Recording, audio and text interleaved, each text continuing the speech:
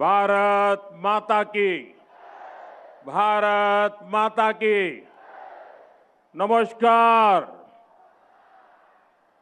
उजोनीर रायजोलोई मरम आरु श्रद्धा जानाइशो। आपनालोक সকলোলে বহাগ বিহুর उलोक जोनालो।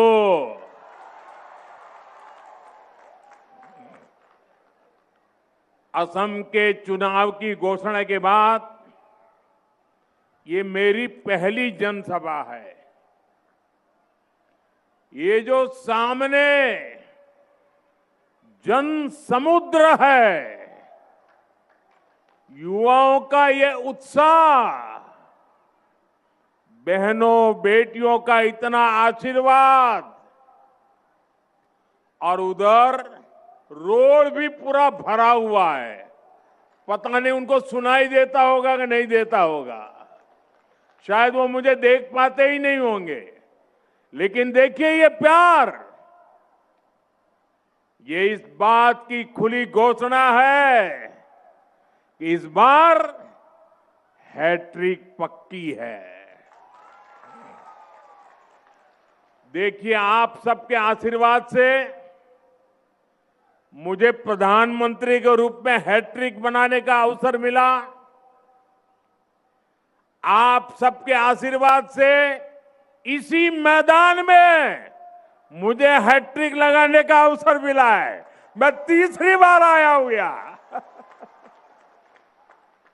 और आपके आशीर्वाद से असम में सरकार भी हैट्रिक बनाने वाली है। हर कोई कह रहा है, आपको ये बार, आपको ये बार, आपको ये बार, आपको ये बार एनडीए सरकार, आपको ये बार बीजेपी सरकार। साथियों, मुझे बहुत खुशी है कि मैं गुगुहा डोल में विराजमान भगवान शिव और डोनी पोलो के आशीर्वाद से चुनाव प्रचार की शुरुआत कर रहा हूं। मेरे लिए तो एक क्षेत्र एक और कारण से भी विशेष है। यहां से मालिनी थान ज्यादा दूर नहीं है। आप जानते हैं कि भगवान श्री कृष्ण की नगरी द्वारिका गुजरात में है और कहते हैं यहीं पर माता रुक्मणी के साथ मालिनी नाम जुड़ा था। ये गोगा मुख की इस धरती से श्रीमंत शंकर देव जी को भी प्रणाम करता हूं। असम की धरती ने वीर लाचित बोरफुकन जी, भारत रत्न भूपेन हजारिका जी, ऐसी अनेक महान संतानों को जन्म दिया है। मैं उनका भी वंदन करता हूं। साथियों, पहले सर्बानंद सोनोवाल जी का नेतृत्व और फिर हेमंता बिस्वा शर्मा जी की अगुवाई, बीते 10 वर्षों में असम ने सेवा और सुशासन का नया दौर देखा है।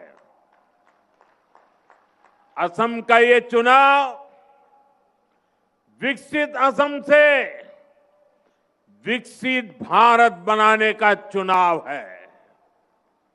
इस बार बीजेपी एनडीए सरकार की हैट्रिक लगनी तय है। आप मुझे बताइए, हैट्रिक होगी कि नहीं होगी?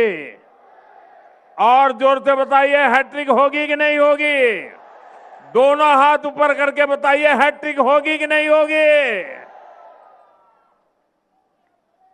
और कांग्रेस के पराजय की भी हैट्रिक होने वाली है।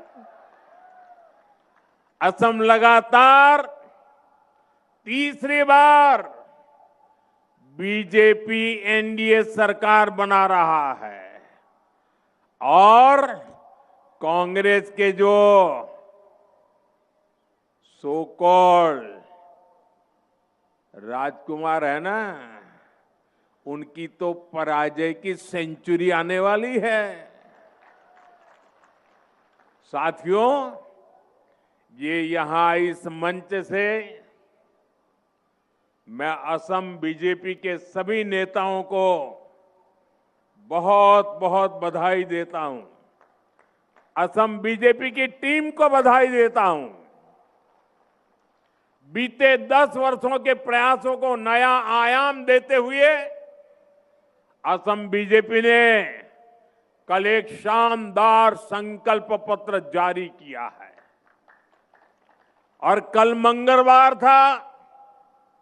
मंगलवार को जारी हुआ ये संकल्प पत्र असम में और मंगल लाने वाला है। यानी मंगलवार को आया है मंगल पत्र। ये मंगल करने वाला संकल्प पत्र है। इसमें असम के युवाओं के लिए सरकारी नौकरी और स्वरोजगार के लाखों अवसरों का स्पष्ट रोड मैप है। 5 लाख करोड़ रुपए इंफ्रास्ट्रक्चर पर खर्च करने का संकल्प भी बहुत ही प्रशंसनीय है। इससे असम में सुविधाएं भी बढ़ेगी और कंस्ट्रक्शन से जुड़े हर सेक्टर में रोजगार के भी अनेक अवसर बनेंगे। साथियों, बीते वर्षों में असम के 22 लाख से अधिक गरीब परिवारों को पक्के घर मिले हैं। मैं जरा फिर से बोलता हूं आंकड़ा, 22 लाख से अधिक गरीब परिवारों को असम में 22 लाख से अधिक गरीब परिवारों को पक्के घर मिले हैं। मैं जरा आपसे पूछना चाहता हूं, यहां के गरीबों को कितने पक्के घर मिले हैं? 22 लाख। कितने पक्के घर मिले हैं? जोर से बताइए, कितने घर मिले हैं? गरीबों को कितने पक्के घर मिले हैं? ये घर घर पहुंचाइए। 22 लाख गरीब परिवारों को पक्के घर मिलना मतलब उनको एक नई दुनिया का जन्म हो जाता है। बीजेपी का संकल्प पत्र कहता है कि जिनको अभी तक पीएम आवास के घर नहीं मिले हैं, उनको भी पक्के घर मिलेंगे। आने वाले समय में 15 लाख और गरीब परिवारों को पक्के घर की गारंटी पक्की है। गरीब परिवारों के बच्चों को केजी से पीजी तक मुफ्त शिक्षा की घोषणा भी प्रशंसनीय है। साथियों, असम की बहनों बेटियों के लिए तो डबल इंजन सरकार का डबल बेनिफिट और भी आकर्षक होता जा रहा है। मैं जो आंकड़े बोल रहा हूं याद रखोगे? घर घर बताओगे? हर बूथ में बताओगे? मैं बताता हूं, लखपति दीदी अभियान से असम की बहनों को बहुत लाभ हुआ है।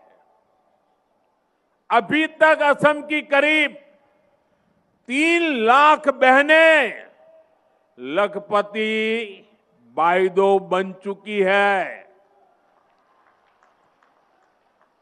जरा मुझे बताइए कितनी लखपति बाइदो बनी है? 3 लाख। कितनी लखपति बाइदो बनी है? जरा जोर से बताइए कितनी लखपति बाइदो बनी है? कल असम बीजेपी ने ऐलान किया है कि अब डबल इंजन सरकार 40 लाख बहनों को लखपति बाइदो बनाने के लिए प्रयास करेगी। कितनी? कितनी? 40 लाख बहनों को। आप सोचिए, 40 लाख बहनों को मतलब 40 लाख घरों में कोई न कोई लखपति दीदी बनने वाली है। साथ ही असम बीजेपी ने अरुणोदय योजना में और अधिक बहनों को जोड़ने में और हर महीने मिलने वाली मदद को बढ़ाने की भी गारंटी दी है। हमारी बेटियों के साथ कोई धोखाधड़ी न कर सके, बेटियों का मान सम्मान और जीवन सुरक्षित रहे, इसके लिए भी अनेक बड़ी घोषणाएं की गई हैं। साथियों, असम में यूनिफॉर्म सिविल कोड लागू करना और हमारे आदिवासी समाज 6 शेड्यूल एरिया की संस्कृति और परंपराओं को सुरक्षित रखना, ये असम की पहचान बचाने के लिए बहुत बड़ी घोषणाएं हैं। और आप जानते हैं, बीजेपी जो कहती है वो करके दिखाती है। साथियों, किसानों का सशक्तिकरण डबल इंजन सरकार की बहुत बड़ी प्राथमिकता रही है। असम के 20 लाख किसानों को अभी तक पीएम किसान निधि के तहत 7,500 करोड़ रुपए मिल चुके हैं। अब असम बीजेपी ने घोषणा की है कि यहां के छोटे किसानों को हर वर्ष 11,000 रुपये अतिरिक्त मिलेंगे। इसके अलावा असम बीजेपी ने ट्रैक्टर, पावर टिलर और गायें खरीदने के लिए बहुत बड़ी मदद देने का ऐलान किया है। साथियों, बारिश और बाढ़ से भी सबसे अधिक नुकसान मेरे किसान भाई बहनों को होता है। मुझे बहुत संतोष है कि पीएम फसल बीमा योजना से असम के करीब 11 लाख किसानों को 730 करोड़ रुपए से अधिक का क्लेम मिल चुका है। लेकिन बीजेपी एनडीए सरकार का निरंतर प्रयास है कि बाढ़ की समस्या का भी स्थायी समाधान निकले। बीजेपी सरकार सैकड़ों करोड़ रुपए यहां आधुनिक तटबंध बनाने पर खर्च कर रही है। ब्रह्मपुत्र की सुबनसिरी नदी की गहराई को बढ़ाने के लिए प्रयास किए जा रहे हैं। Subansiri lower hydro electric project भी फ्लड को कंट्रोल करने में काफी मदद करेगी। अब असम बीजेपी ने राज्य को बाढ़ की परेशानी से मुक्त करने के लिए 18,000 करोड़ रुपए के विशेष मिशन का संकल्प किया है। 18,000 करोड़ रुपए किसानों के लिए। कितने? आपको याद रखना पड़ेगा। कितने? जरा जोर से बताइए कितने? 18,000 करोड़ रुपए। कितने? किसानों के लिए कितने? ये पैसा बाढ़ की परेशानी कम करेगा, और मेरे किसानों की रक्षा करेगा, इस क्षेत्र के विकास को नई गति भी देगा। साथियों, बीते एक दशक में असम ने विकास का एक लंबा सफर तय किया है। ये जो 20-25 साल के नौजवान हैं, इन्होंने बीजेपी एनडीए का सुशासन ही देखा है। इन्होंने कांग्रेस का राज का वो काला दौर नहीं देखा, जब असम से सिर्फ बम, बंदूक, दंगों और कर्फ्यू की ही खबरें आती थी। डबल इंजन सरकार ने बीते एक दशक में असम को स्थायी शांति की नई राह दिखाई है।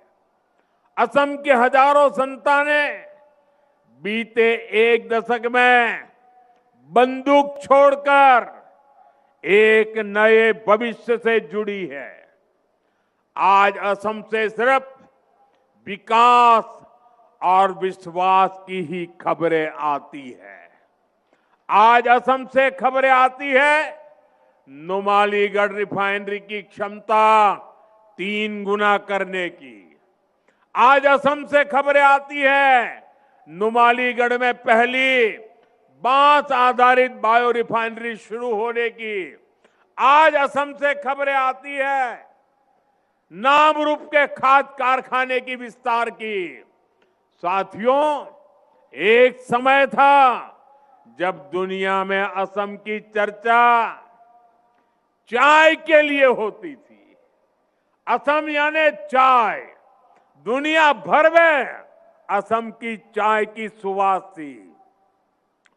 अब असम को दुनिया चाय के साथ साथ चीप से भी पहचानेगी।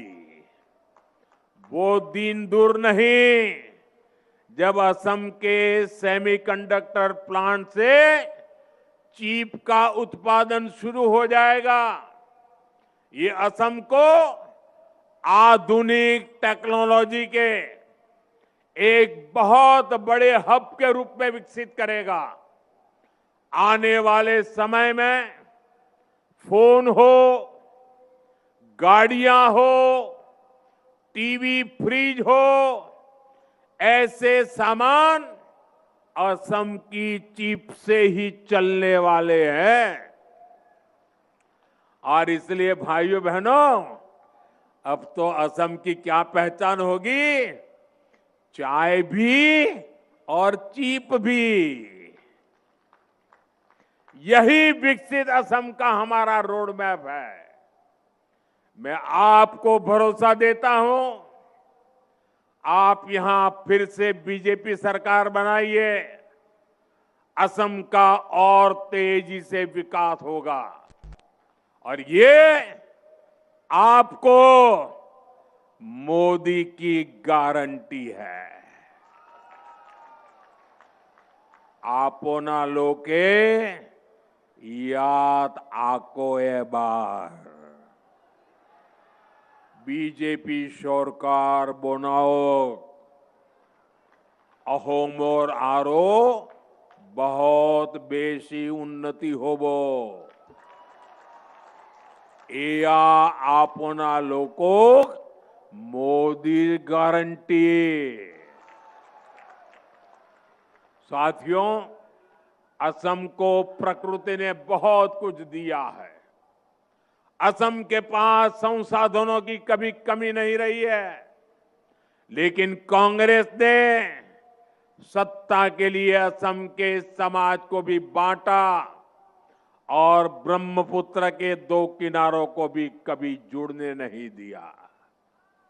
कांग्रेस ने 60-65 साल में ब्रह्मपुत्र पर सिर्फ 3 ही पुल बनाए। 60-65 साल में कितने पुल? कितने पुल? कितने पुल? पुलों के अभाव में कितने ही लोगों को हमें खोना पड़ा, कितनी ही पीढ़ियों को मुश्किल से गुजरना पड़ा। डबल इंजन सरकार ने इस पीड़ा को, इस परेशानी को समझा और 10-11 वर्षों में ही ब्रह्मपुत्र पर 5 बड़े ब्रिज पूरे किए। कितने कितने 5 बड़े ब्रिज। 65 साल में 3, 11 साल में 5। बड़ा काम हुआ कि नहीं हुआ? और सभी 5 बड़े पुलों पर काम तेजी से चल रहा है। आज बोगीबील ब्रिज और भूपेन हजारिका सेतु ने उत्तरी असम सहित पूरे नॉर्थ ईस्ट के जीवन को बदल दिया है। कांग्रेस रहती तो ये ब्रिज आज भी पूरे नहीं हो पाते। इसलिए तो आज हर कोई यही कह रहा है, असम को आधुनिक इंफ्रास्ट्रक्चर अगर कोई पार्टी दे सकती है तो वो बीजेपी है, एनडीए है। अहोमोग जोदी आधुनिक इंफ्रास्ट्रक्चर कोनोबा पार्टीए दीबो पारे तेंते हेई पार्टी होय छे बीजेपी एनडीए। साथियों, कांग्रेस के लिए हमेशा पावर पॉलिटिक्स और अपना परिवार फर्स्ट रहा है। दिल्ली में एक परिवार और एक परिवार यहां भी है। एक परिवार दिल्ली में और एक परिवार असम में। कांग्रेस के लिए इन्हीं परिवारों का हित सर्वोपरि है। कांग्रेस ने दशकों तक सरकारें चलाई है, लेकिन आप लोगों के स्वास्थ्य पर बिल्कुल ध्यान नहीं दिया। 6-7 दशक में असम में केवल 6 मेडिकल कॉलेज बन पाई थी।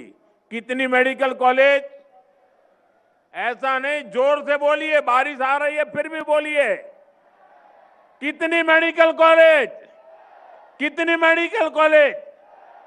आज असम में यानी 60-65 साल में 6 मेडिकल कॉलेज। आज असम में 14 मेडिकल कॉलेज है और 10 मेडिकल कॉलेज पर काम चल रहा है। कितनी मेडिकल कॉलेज? 14 और 10 बन रही है, 24 हो जाएगी। उन्होंने 65 साल में 6 बनाई, हम 11-12 साल में 24 मेडिकल कॉलेज। इसमें एक मेडिकल कॉलेज यहीं धेमाजी में भी बन रहा है। इतना ही नहीं, आज असम में एम्स भी है। इसी तरह असम में इंजीनियरिंग कॉलेज की संख्या 7 हो गई है और पॉलिटेक्निक कॉलेज 10 से बढ़कर 26 हो चुके हैं। यहां गोगामुख में ही एग्रीकल्चर रिसर्च इंस्टीट्यूट का शिलान्यास और धेमाजी इंजीनियरिंग कॉलेज का लोकार्पण करने का अवसर तो आपने मुझे ही दिया था। धेमाजी आईटीआई और धेमाजी पॉलिटेक्निक को भी अपग्रेड किया जा रहा है। यानी असम को बेहतर इलाज मिले, बेहतर पढ़ाई की सुविधाएं मिले, ये हमारी प्राथमिकता रही है। इससे गरीब हो या मिडिल क्लास, सबका जीवन बेहतर होता है। असम के गरीब और मध्यम वर्ग का कल्याण बीजेपी की बहुत बड़ी प्राथमिकता है। अहोमोर दुखिया आरो मध्योवित्तो श्रेणीर उन्नति कोरा तो बीजेपी मूल प्राथमिकता। साथियों, आपने कांग्रेस के कुशासन से असम को मुक्त किया है, लेकिन आपको बहुत सतर्क रहना है। कांग्रेस अब एक अलग ही खेल खेलने में जुटी है। असम कांग्रेस के नेता एक खतरनाक कानून बनाने की बात कर रहे हैं। आखिर ये खतरनाक कानून क्या है? आज असम की जनता के सामने कांग्रेस की इस चाल का पर्दाफाश करना चाहता हूं। साथियों, 2014 के चुनाव से पहले कांग्रेस की केंद्र सरकार ने एक कम्युनल वायलेंस कानून बनाने का प्रयास किया था। इसका मकसद था अपने पक्के वोट बैंक का तुष्टीकरण। इस बिल में बहुसंख्यकों को दंगे के लिए जिम्मेदार माना गया था। बहुसंख्यक लोग गुनहगार माने गए थे और धार्मिक अल्पसंख्यकों को हमेशा के लिए पीड़ित माना गया था। ये बिल अपने आप में सांप्रदायिक था। इसलिए बीजेपी एनडीए ने संसद में ये कानून नहीं बनने दिया। जी भर के हम लड़ाई लड़े।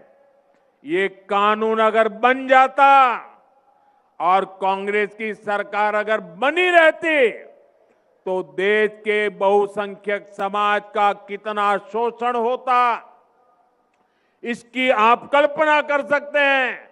बाबा साहब आंबेडकर ने जो संविधान बनाया, उस संविधान के पीठ में छुरा भोंकने का एक खेल चल रहा था।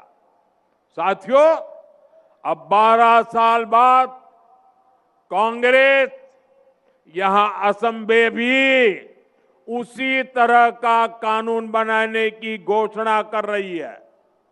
और ये कोई मेरा आरोप नहीं है, खुद कांग्रेस के नेता खुले आम ये घोषणाएं कर रहे हैं। ये एकदम साफ है कि कांग्रेस अब सत्ता पाने के लिए कुछ भी कर सकती है। अब तो मुस्लिम लीगी माओवादी कांग्रेस बन चुकी है। आजादी से पहले मुस्लिम लीग ने देश को बांटने का खेल खेला। वही काम आज कांग्रेस कर रही है। साथियों, आज कांग्रेस घुसपैठ और घुसपैठियों को भी खुला समर्थन दे रही है। पहले कांग्रेस असम में घुसपैठियों को खुली छूट देती थी, यहां किसानों और आदिवासियों की जमीन पर कब्जे करने दिए। अब जब बीजेपी एनडीए सरकार इस अवैध कब्जे को हटा रही है तो कांग्रेस इस पर भी बवाल कर रही है। साथियों, कांग्रेस असम में विदेशियों को बसाना चाहती है। असम की मूल संतानों को अल्पसंख्यक बनाना चाहती है। असम के अनेक जिलों में ये संकट हम सभी देख रहे हैं। बीजेपी एनडीए सरकार किसानों, आदिवासियों और हमारे जंगल की जमीन को घुसपैठियों के कब्जे में नहीं रहने देगा। अवैध कब्जे के खिलाफ बीजेपी एनडीए सरकार की कार्रवाई जारी रहेगी। असमिया शान और पहचान बनी रहेगी। ये मोदी की गारंटी है। साथियों, बीजेपी एनडीए सरकार का मंत्र है नागरिक देवो भव। जो किसी भी कारण से विकास में पीछे छूट गया है, उसके आगे लाना ये हमारी प्राथमिकता है। इसी भाव के साथ हमारी सरकार ट्राइबल समाज के वेलफेयर और विकास के लिए काम कर रही है। लेकिन कांग्रेस ट्राइबल समाज के अपमान का भी कोई मौका नहीं छोड़ती है। यहां मिसिंग जनजातीय समाज को भी दशकों तक कांग्रेस की उपेक्षा का सामना करना पड़ा है। ये हमारी सरकार है जिसने बीते 10 वर्षों में मिसिंग समुदाय के विकास के लिए अनेक कदम उठाए हैं। और ये मेरा सौभाग्य देखिए, ये मिसिंग समाज ने मेरा सम्मान किया है। ये मेरे लिए बड़ा गौरव है। ये मेरी भी शान बढ़ा रहा है।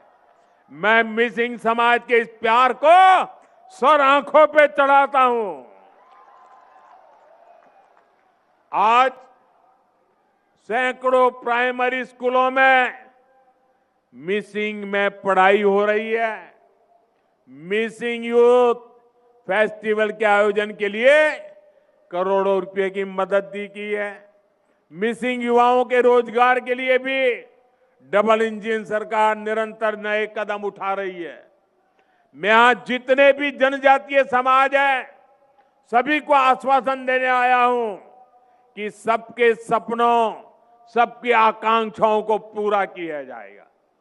भाजपा विकास और विरासत दोनों के लिए काम करने वाली पार्टी है।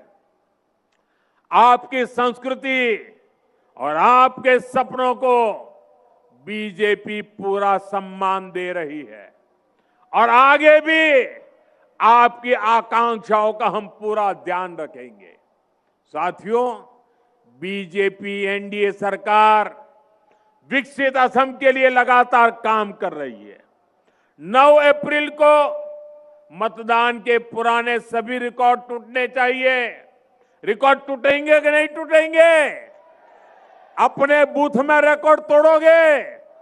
पहले से ज्यादा मतदान कराओगे? सुबह सुबह मतदान करा दोगे?